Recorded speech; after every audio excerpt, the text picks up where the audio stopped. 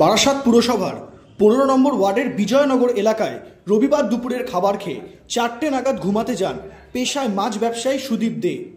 সেই সময় বাড়িতে মেয়ে ও স্ত্রী থাকলেও সন্ধে 6টা নাগাদ তারা বাড়িতে তালা দিয়ে বাজারে যান বাজার করতে। বাজার থেকে রাত 8টা নাগাদ ফিরতেই ঘরে ঢুকেই রীতিমতো চক্ষু চড়ক গাছ তাদের। তারা দেখেন ঘর লণ্ডভণ্ড হয়ে পড়ে রয়েছে, আলমারি ওয়ার্ড্রপ সব খোলা। এরপরে পাশের ঘরে গিয়ে দেখা যায় ঘুমে তখনও অচৈতন্য বাড়ির মালিক সুদীপ দে। এরপরই আতঙ্কে চিৎকার করতে থাকে মেয়ে শ্রেয়সী দে। এরপর ঘুম ভেঙে উঠে সুদীপ দে দেখেন ঘরে ঢুকে কেউ দুঃসাহসিক চুরির কাণ্ড ঘটিয়েছেন। ঘরে থাকা প্রায় আনুমানিক 15 লক্ষ টাকা সহ কয়েক ভরি সোনা নিয়ে চম্পট দিয়েছে দুষ্কৃতী দল। এদিনের এই ঘটনায় ব্যবসায়ী সুদীপদের মেয়ে শ্রেয়সী দে জানান, আমি আর আমার মা বাজারে গেছিলাম। তো বাজারে গেছি 6:45 নাগাদ। 6:45 নাগাদ এবার তখন আমাদের পিছনের দরজা লক ছিল, আর সিঁড়ির দরজাটা লক ছিল কি ছিল না জানি না, অত কনফিউজ ছিল।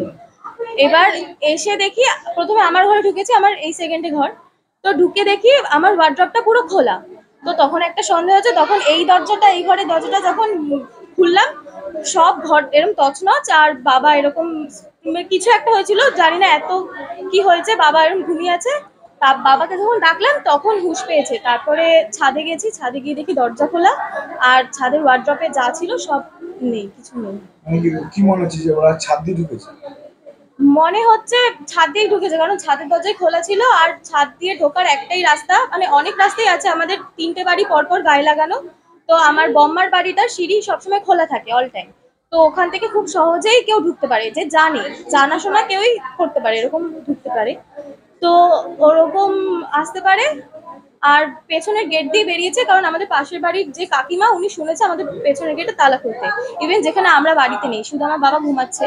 তো বাবা তো জানে না কিছু, বাবা তো এখন উঠেছে। তোমরা যখন বেরিয়েছিলে সদর দরজায় তালা দিয়ে গেছিল? হ্যাঁ, তখন সব সামনের দরজায় তালা দেওয়া ছিল, পিছনের দরজাও তালা দেওয়া ছিল, কিন্তু ছাদটা আর খেয়াল করা হয়নি।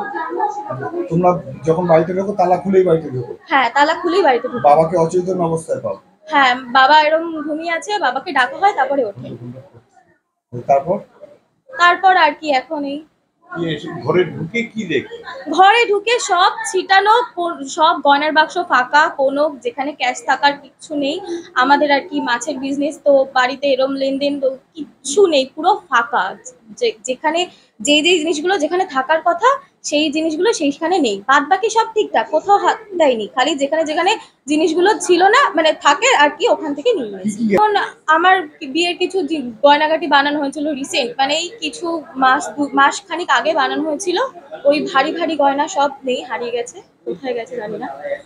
আর বাবার কিছু ক্যাশ ছিল, তো ওগুলো আমি ঠিক জানি না কত কি গেছে, কারণ ওটা তো বাবাই জানে। তো স্থানীয় কাউন্সিলর সমীর কুণ্ডু বলেন, বড় ধরনের চুরি বলতে পারেন, ডাকাতি বলতে পারেন হয়েছে। এবং ব্যাপারটা যে খোঁজ নিতেও 2-5 মিনিট লাগে। তারপরে আমি জেনে শুনে জানলাম যে ওনার নাম ওরফে যেটা বললো পাপ্পু, ওনার বাড়িতে হয়েছে। এখন আমি বাড়িতে এসে যেটা শুনতে পেলাম যে উনি সকালবেলা যেহেতু বিজনেসে যায়, উনি 4টার সময় এসে শুয়ে পড়েছেন এবং 8টার সময় ওনার ঘুম ভেঙেছে। তখন ওনার বাড়ির লোক ছিল না, বাড়ির লোক তার আগেই বাইরে বেরিয়ে গেছিলো। বাড়ির লোক যখন ভিতরে ঢুকে এসে যখন খুললো তখন দেখলো যে সমস্ত ঘর লণ্ডভণ্ড, এবং সেই দেখেই যখন চিল্লালেন তখন ওনার সোজা হলেন উনি এবং উঠে দেখলেন যে ওনার যে সমস্ত জিনিসপত্র ছিল, সোনা গয়না টাকা কড়ি, মানে উনি যেহেতু বিজনেসম্যান ওনার কাছে খুব টাকা পয়সা থাকাটাই স্বাভাবিক, উনি সেইগুলো আর পেলেন না। উনি ওনার কথা মতো যেটা আমি জানতে পারছি যে খুব পরিচিত মানুষ, তারাই হয়তো এই কাজটা করেছে। কেননা চাবি ভাঙা নেই, কোথার থেকে উঠতে হবে কোথার থেকে যেতে হবে এটা যখন প্রায় জিনিস তার জানা, তাহলে নিজের পরিচিত কোনো মানুষ ওনার মনে হচ্ছে যে এটা করেছে।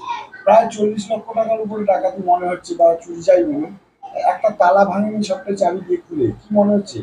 আমার তো মনে হচ্ছে ওনার খুব ঘনিষ্ঠ লোক, যারা আগের থেকেই অনেক দিন আগের থেকে প্ল্যান করেছে, এবং প্ল্যান করার পরে এই চুরিটা কোন সময় উনি বেরিয়ে যাবেন সেটা তারা জেনে সেই মুহূর্তে তারা ঢুকেছে। কেননা পরিচিত লোক যখন ভিতরে ঢুকবে তখন ওনার যদি সন্দেহ হয় তাহলে উনি কিছু বলতে পারবেন না। আপনি কি এলাকার কাউন্সিলর, আপনার এই পাড়াতে এরকম সমাজ বিরোধী উৎপাত আছে, এরকম কোনো খবর আপনার কাছে আছে? এর আগে তো আমি এসছি প্রায় 2.5 বছর, বা তার আগেও যতটা খবর শুনেছি, এই ধরনের খবর কিন্তু এই পাড়ায় নেই। এই ধরনের খবরে কিন্তু প্রায় আমি শোনার মধ্যে এটা প্রথমবার ঘটলো। একটা ঘটনা ঘটে গেল।